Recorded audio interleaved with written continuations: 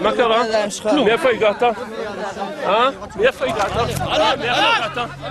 מאיפה הגעת? נכון, נכון, למי אני אשמור? עליך?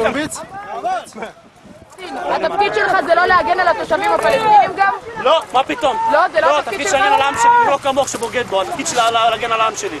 תתביישו לכם. רד למטה. למה? לרדת למטה, כי אסור להיות כאן, רד למטה, מפה, מהשביל, עכשיו. למה אסור למטה? לרדת למטה. עוף למטה, לא לעלות לפה. אם אתה לא פעם, אני לוקח את המצלמה, זורק אותה. רד למטה. ככה, לא רוצה שתעמוד, אני לא סומך לך שלא תזרוק עליהם אבנים עכשיו. כמו שאתם זורקים כל היום בכתבים ואבנים פה על הצירים. רד למטה. רד למטה. רד למטה, עד למטה, לא רוצה שתעמוד כאן, לא רוצה שתעמוד כאן. מוכן להזדהות בבקשה? את יודעת שלא זרקו בקבוק תבערה? אתה מוכן להזדהות בבקשה? מוכן להזדהות בבקשה?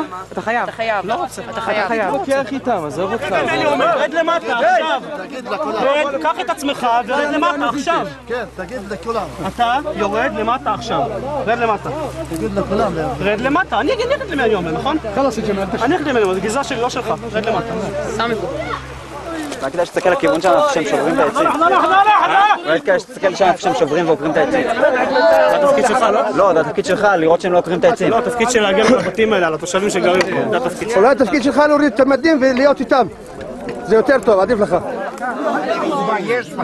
התחלקת על כדי שאתם מצליחים והמתומנים האלו.